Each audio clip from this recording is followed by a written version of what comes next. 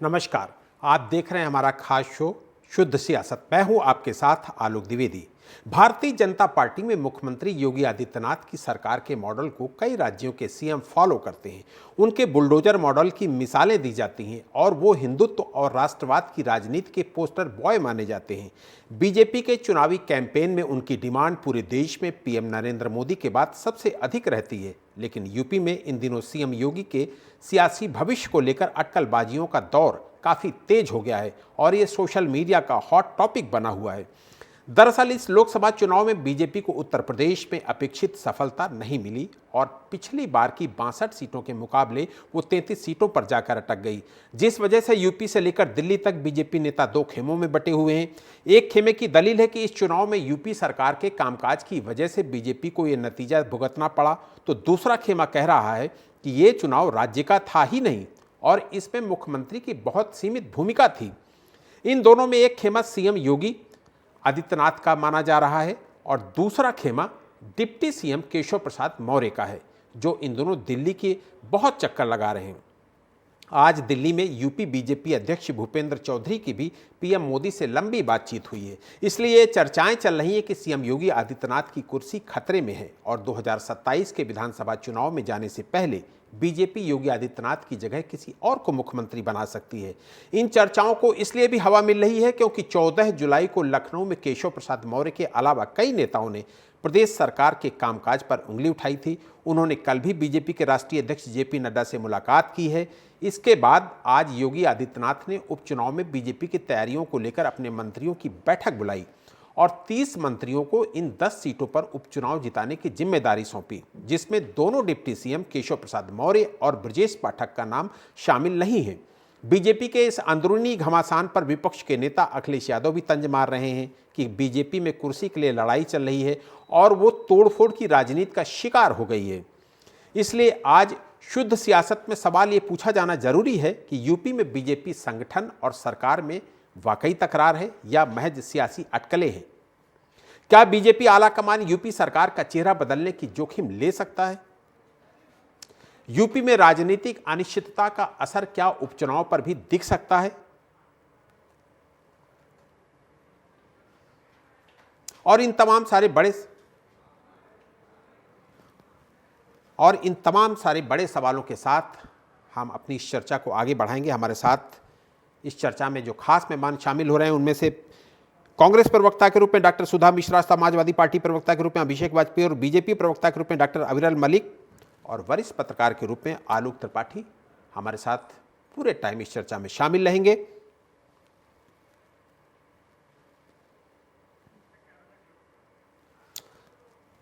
अविरल से ही पहला सवाल ले लेता हूं। डॉक्टर अविरल, योगी मंत्रिमंडल में डॉक्टर अविरल, आप चारों का बहुत बहुत स्वागत है। और आपको मेरी आवाज आ रही है डॉक्टर अविरल? जी बिल्कुल, स्पष्ट आवाज आ रही है। जी बिल्कुल।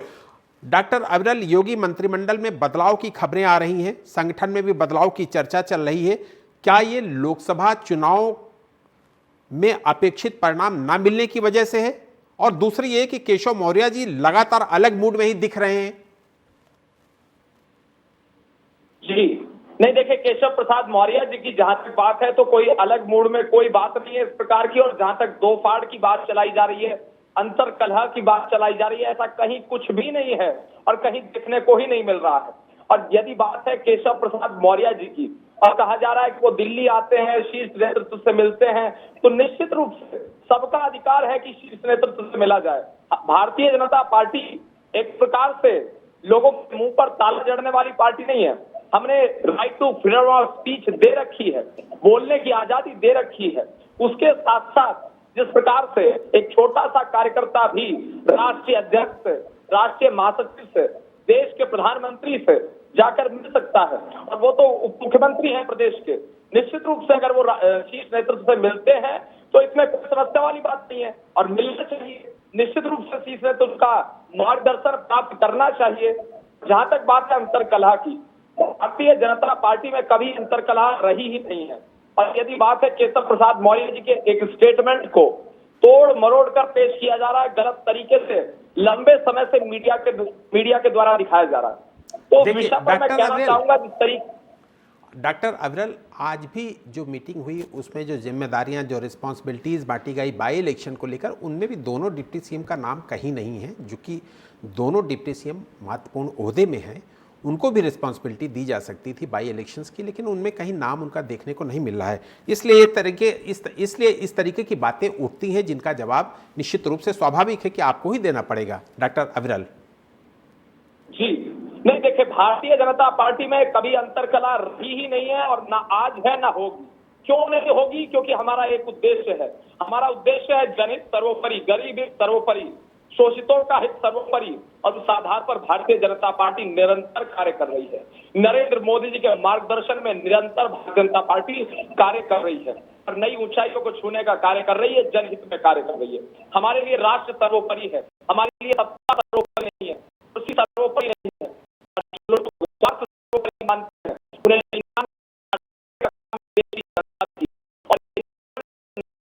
में पहुंच जाएंगे। और उसके साथ साथ जहां तक बात है उत्तर प्रदेश के विषय की, तो इस प्रकार से योगी जी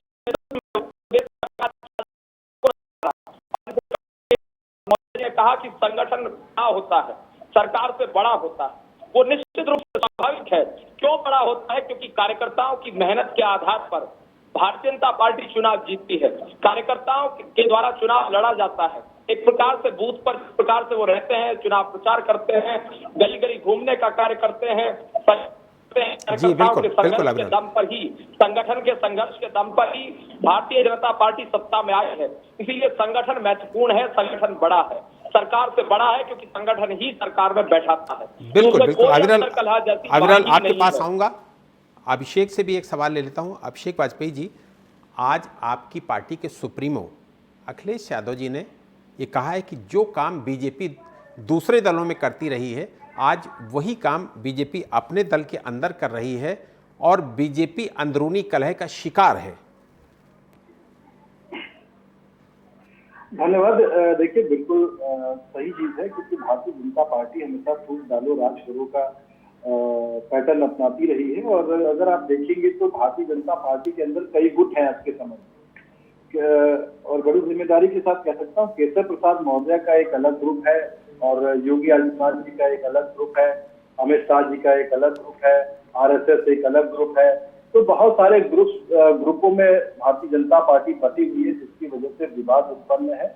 और जनता, क्योंकि भारतीय जनता पार्टी हमेशा सत्ता में बने रहने के लिए हर हथकंडे अपनाती है, लेकिन सत्ता का सुख हर कोई नहीं भोग पा रहा है। सत्ता में हर किसी की चल नहीं पा रही है, जिसकी वजह से तू मैं हो रही है। और आप चीजें भी देख रहे हैं, आपने देखा कि अनुप्रिया पटेल जी ने एक पत्र लिखा था जिसमें पिछड़ों की अनदेखी की जा रही है। निषाद जी ने भी बाकायदा इस बात को टिप्पणी की थी। तो कई सारी चीजें, कई सारे फैक्टर्स हैं। और भारतीय जनता से हमारे मित्र ने अभी बात कही कि भारतीय जनता पार्टी के कार्यकर्ता जी, तो देखिए केशव प्रसाद मौर्य जी ने इस बात को कहा था, रेखांकित किया कि संगठन सरकार से बड़ा।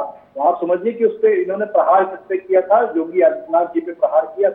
संगठन सरकार से भी बड़ा, मतलब सरकार। इसमें गलत क्या कह दिया? योगी आदित्यनाथ इसमें अभिषेक गलत क्या है? सभी जगह पार्टी का संगठन तो बड़ा होता ही है सरकार से। आपके यहाँ भी तो वही स्थिति है। कुछ गलत कह दिया क्या इस पे केशव जी ने? जी, उन्होंने देखिए, शब्द बड़े कीमती होते हैं और शब्द के माध्यम से जो तू मैंने आपने पहले भी देखा हुआ है कि केशव प्रसाद मौर्य और योगी आदित्यनाथ जी की कभी नहीं बनी है, और क्योंकि स्टूल मंत्री वो रहे हैं हमेशा, तो इस चीज पे बाकायदा उन्होंने देखा कि पहले की अपेक्षा में उन्होंने जब आरएसएस की तरफ से कई सारे तत्व हुए, उससे डिनर और लंच की बातें इसके सामने आई, फोटो भी कुछ वायरल हुए। तो इन चीजों के अकॉर्डिंग अगर आप देखेंगे तो केशव प्रसाद मौर्य जी ने बाकायदा साफ तौर पे और दूसरे शब्दों में कह करके उन्होंने योगी आदित्यनाथ जी के ऊपर प्रहार किया। यह कहीं किसी से छुपा हुआ नहीं। और आने वाले दिन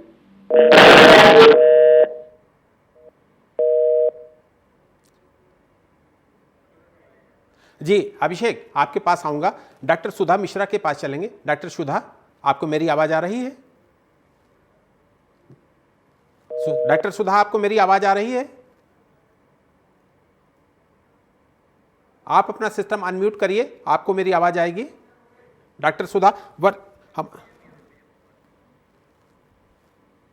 डॉक्टर सुधा से हमारा संपर्क नहीं हो पा रहा है। डॉक्टर अविरल के पास एक बार फिर चलेंगे। डॉक्टर अविरल, कुछ तो ठीक नहीं चल रहा है, बहुत सारी चीज़ें एक साथ हो रही हैं। हम लोग अभी एक दिन 2 दिन पहले चर्चा कर रहे थे, तब भी ये सारी बातें हुई थी कि एक एमएलए इस तरीके की बात कर रहे हैं, एक पूर्व मंत्री इस तरीके की बात कर रहे हैं। आपने कहा सिर्फ एक एमएलए बात कर रहे हैं, लेकिन अब सामान्य तौर पर कार्यकर्ताओं के बीच में भी इस बात पर चर्चा हो रही है कि कुछ तो ठीक नहीं चल रहा है। और उसकी वजह क्या है, क्या लगता है आपको, क्यों ये ऐसी बातें उठ रही हैं कि कुछ तो ठीक नहीं चल रहा बीजेपी में? जी नहीं, देखिए, भारतीय जनता पार्टी में सब कुछ ठीक चल रहा है, सब कुछ बढ़िया चल रहा है, लेकिन कुछ लोग हैं जो अफवाह फैलाते हैं। उनका मार्केट इसी से चलती है, उनका गुजारा इसी से होता है। जो अफवाहों का बाजार गर्म रखना चाहते हैं वो रखें, वो अफवाह फैलाते रहें, कोई फर्क नहीं पड़ता। डॉक्टर अविरल, ये अगर विपक्ष के लोग होते तो कोई बात नहीं थी, लेकिन ये बीजेपी के अंदर से आवाज उठ रही है, इसलिए सवाल बनता है। डॉक्टर अविरल जी नहीं, देखिए, जिस प्रकार से भारतीय जनता पार्टी का विषय है, भारतीय जनता पार्टी एक उद्देश्य के साथ काम करती है, और वो उद्देश्य है जनहित का उद्देश्य, गरीब हित का उद्देश्य, और उसके साथ भारतीय जनता पार्टी निश्चित रूप से काम कर रही है। पर अगर अंदर से आवाज उठने की बात है, तो अंदर से कोई आवाज नहीं उठ रही है। केवल ये कहा जाता है, इस विधायक ने, किसी एक विधायक का नाम ले दिया जाता है, फिर कहा जाता है जी बिल्कुल इसने ये कह दिया, उसके आधार पर पूरे प्रदेश की राजनीति तय की जाती है। सब गलत है जी बिल्कुल, क्योंकि अगर विधायक कहता है, विधायक के द्वारा कोई बात कही जाती है, तो उसको निश्चित रूप से हम पॉजिटिव सेंस में लेते हैं। जी बिल्कुल। अविरल, आपके पास आऊंगा। अभिषेक से भी सवाल ले लेता हूँ। अभिषेक, आप कुछ बोलना चाह रहे हैं, बोल दीजिए, उसके बाद फिर मैं आपसे सवाल भी कर लेता हूँ, फिर डॉक्टर सुधा के पास भी जाना है, आलोक जी के पास भी जाना है। जी, मैं किसी वाक्य का शब्द का उपयोग नहीं करूंगा, लेकिन अविरल जी को समझना चाहिए कि ये तो कुछ चीजों को पकड़ करके पूरे देश की राजनीति चेंज कर देते हैं, और बात आप विधायक और अलग अलग लोगों की बात करते हैं, तो आपको खुद सोचना चाहिए कि आप जो अपने वक्तव्य दे रहे हैं उन बातों को सोचना चाहिए। और यह किसी विपक्ष ने आरोप नहीं लगाया है, आपके अपने लोगों ने आरोप लगाया है। आपको वो दिन भी याद होगा जिस समय भरे विधानसभा में, आपको वो दिन याद होगा भरे विधानसभा में आपके कितने सारे विधायक समाजवादी पार्टी के साथ खड़े होकर के धरना प्रदर्शन दे रहे थे। आपको वो दिन भी याद होगा, और साथ में वो दिन भी याद होगा जिस समय अजय मिश्रा टेरी हुआ करते थे, उन्होंने कैसे ब्राह्मण समाज के व्यक्ति को गालियां दे करके बड़ी तरह से लगाया था, वो भी याद होगा। जी तो बिल्कुल, ये इस तरीके से प्रवचन ना दे बैठ करके। जी बिल्कुल। अभिषेक आपके पास आऊंगा। डॉक्टर सुधा से भी एक सवाल लेता हूँ। डॉक्टर सुधा, और जनता इसका मुंहतोड़ जवाब दे रही है। अविरल, आपसे जवाब लूंगा, डॉक्टर सुधा के पास जाऊंगा। डॉक्टर सुधा, इस उत्तर प्रदेश में जो गुजरे लोकसभा चुनाव हुए, उनमें से आपका ठीक ठाक परफॉर्मेंस रहा, 1 से आप 6 सीटों पर पहुंच गए। उसका एक कारण तो समझ में आया कि आपकी समाजवादी पार्टी से दोस्ती हुई, और मजबूत दोस्ती हुई, जिसकी वजह से आप 1 से 6 पे पहुंच गए। लेकिन मुझे लगता है कि एक और भी रीजन रहा, जो पिछले 2-3 दिनों से हम लोग देख रहे हैं, बीजेपी की अंदरूनी कलह भी आपकी प्रोग्रेस का एक कारण रही है। जी आलोक जी, यहाँ भी क्रेडिट भाजपा को मत दीजिए, क्योंकि वो जनता से कटे हुए लोग हैं, जिनका मात्र उद्देश्य इस देश में झूठ और झूठ की राजनीति फैलाना है। तो उनकी वजह से कोई आगे बढ़ रहा है इंडिया गठबंधन, इसको कहने की बिल्कुल जरूरत नहीं है। यहाँ भी उनको आप तमगा देके बैठा दें, ये बिल्कुल भी सही बात नहीं है। जी हम जनता से जुड़े हैं, और जनता से जुड़कर हम 1 से 6 पे पहुंचे, और वो कहां से कहां गिरे, इसको तुलना करेंगे तो ज्यादा अच्छा लगेगा। हम ठीक ठाक करें, हमने अच्छा करा 1 से 6, या हमारा पूरा गठबंधन जिस तरह से सुपड़ा साफ हुआ उत्तर प्रदेश से। इसके पहले जब भी चुनाव का रिजल्ट आया था, जब भी डिबेट होते थे, तो लोग कहते थे कि रास्ता जाता है दिल्ली का उत्तर प्रदेश से। तो आज कहने में इसको गुरेज क्यों है कि उत्तर प्रदेश ने दिखा दिया है इनको हकीकत क्या है। जो ये कहते हैं और जो जनता सोच रही है, जो जनता समझ रही है, उसके बीच में कितनी बड़ी खाई है। बैठक पे आई है उत्तर प्रदेश की सरकार। पिछले 2 दिनों से देखा होगा आपने, जिस तरह से बुलडोजर की संस्कृति चल रही थी, उसमें योगी को बैठक पे आना पड़ा, मुख्यमंत्री को आना पड़ा। तो आप समझ सकते हैं कि ये इनके अपनी की हुई है। आपको क्या लगता है, आप किसी सांप को रोज दूध पिलाएंगे तो आपको नहीं काटेगा, या उसका दूध जहर नहीं बनेगा? या छोड़ दीजिए इसको, अगर आप अपने बच्चे को रोज चोरी सिखाते हैं, तो क्या बच्चा आपके घर में चोरी नहीं करेगा? या आपकी गारंटी कौन देगा? इन्होंने इस देश में जो राजनीति पैदा की, जो शुचिता और नैतिकता की बात को धता बताकर सिर्फ और सिर्फ इस देश में 24/7 हमें अपना हर सरकार बनाना है, हर राज्य में, जनता ने चुना हो या न चुना हो। तो जब आपने दूसरों के साथ किया, तो आपको क्या लगा था आपके साथ नहीं होगा? क्योंकि जब भी आप देखेंगे कोई भी चीज मैं दूसरों के लिए बुरा सोचूंगी तो ये इम्पैक्ट क्या मुझ पे नहीं आएगा, बस मैं बुरा सोच सकती हूँ। तो जो ये अंतर कला है ये किसी पार्टी की वजह से, सपा, हमारे गठबंधन या कांग्रेस की वजह से नहीं है, ये इनके किए का जो इन्होंने किया है वो इनको फल मिल रहा है। जी बिल्कुल, फल मिल रहा है। डॉक्टर सुधा आपके पास आऊंगा, आलोक त्रिपाठी जी से भी एक सवाल ले लेता हूं, फिर आपके पास आता हूं। आलोक त्रिपाठी जी, ये लोकसभा चुनाव में जो बीजेपी की स्थिति हुई, 62 से 33 पर पहुंच गए, उसको लेकर एक लंबी डिबेट चल रही है और ये कहा जा रहा है कि कुछ लोग, एक पक्ष के लोग, अभी हमने पहले भी चर्चा की थी कि एक पक्ष के लोग ये कह रहे हैं कि इसके लिए योगी जी उत्तर प्रदेश में जिम्मेदार हैं, दूसरे पक्ष के लोग ये कह रहे हैं कि योगी जी राज्य के लिए तो जिम्मेदार हो सकते हैं, राज्य के चुनाव के लिए तो जिम्मेदार हो सकते हैं, चूंकि ये राज्य का चुनाव नहीं, इसके लिए बीजेपी आला कमान जिम्मेदार है। आखिर 62 से 33 पर जो बीजेपी आई, आपकी नजर में कौन जिम्मेदार है इसके लिए? आलोक त्रिपाठी जी। अच्छा, आलोक त्रिपाठी जी का फोन कट गया है, संपर्क नहीं हो पा रहा हमसे। डॉक्टर अविरल के पास चलते हैं। डॉक्टर अविरल, हम लोग बार बार पिछले 2-3 दिनों से, जबकि 14 तारीख को जब ये कार्य समिति की बैठक हुई उसके बाद से लगातार इस बात की आशंकाओं पर चर्चा हो रही है कि क्या योगी जी हटाए जा सकते हैं, लेकिन मुझे नहीं लगता कि ऐसा होगा। लेकिन 2-3 चीजें तो सामने आ रही हैं कि संगठन में कोई ना कोई बदलाव होगा, मंत्रिमंडल में कोई ना कोई बदलाव होगा और कोई नई स्ट्रेटजी, नई प्लानिंग तैयार की जाएगी जिससे कि पहले तो बाई इलेक्शन जीते जाएं और उसके बाद 2027 का सामना किया जाए।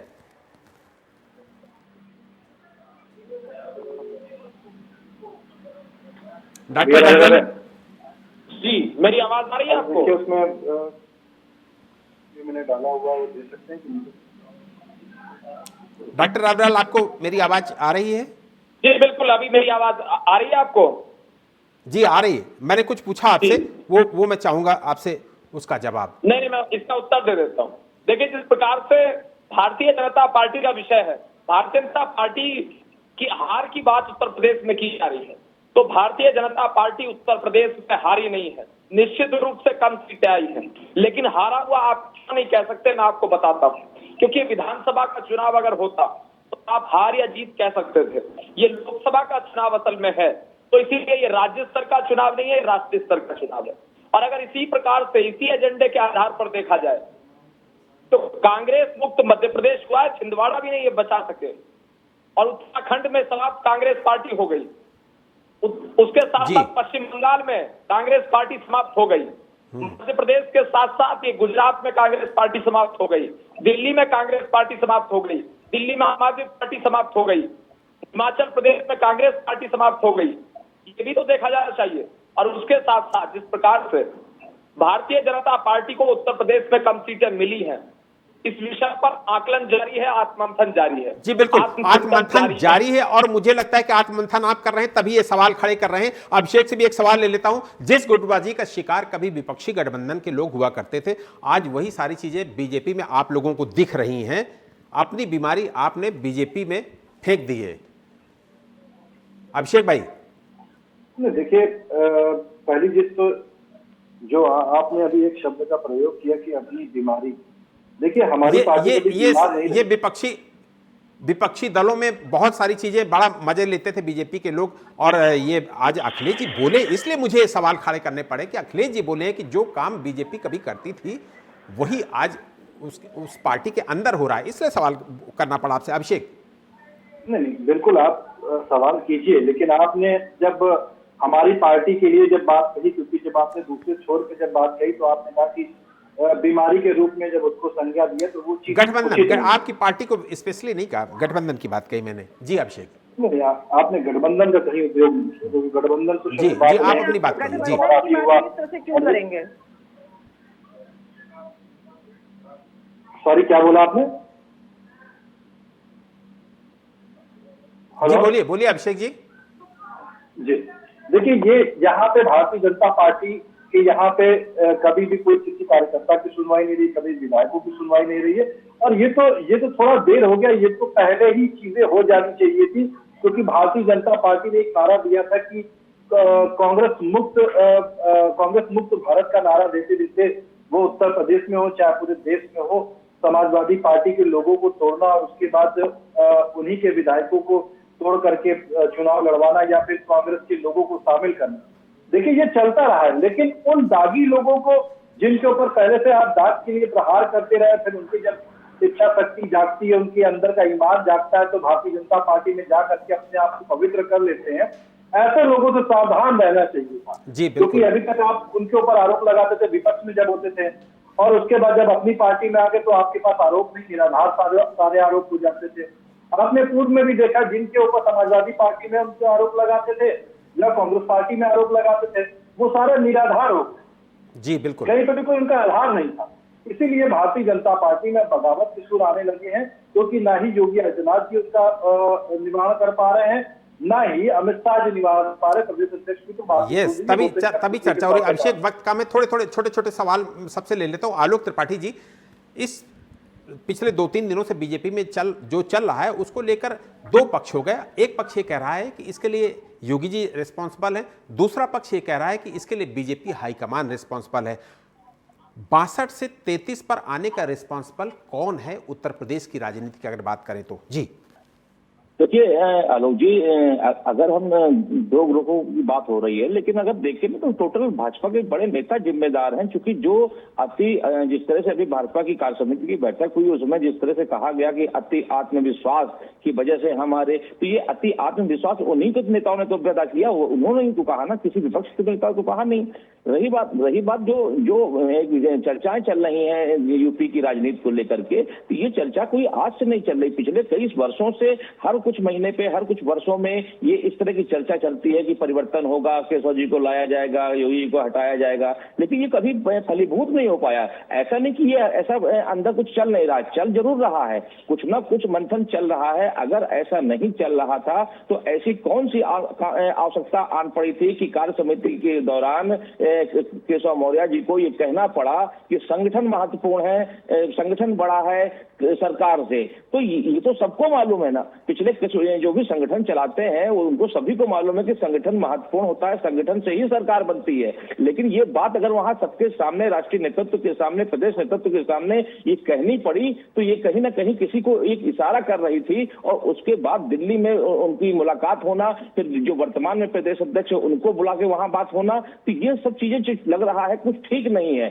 क्योंकि जो चुनाव परिणाम लोकसभा के चुनाव आए हैं उसके बाद से भाजपा यूपी को लेकर बहुत चिंतित है, और 2027 के जो चुनाव होना है उसको पहले जो 10 उपचुनाव होने हैं उसमें ही वो चाहती है कि ये उपचुनाव में सब कुछ ठीक हो जाए। तो जी बिल्कुल, आलोक जी आपके पास आऊंगा। डॉक्टर सुधा से भी एक छोटा सा सवाल लेता हूं। डॉक्टर सुधा, यूपी बीजेपी के अंदर जो कलह की खबरें आ रही हैं उनमें से समाजवादी पार्टी तो 2027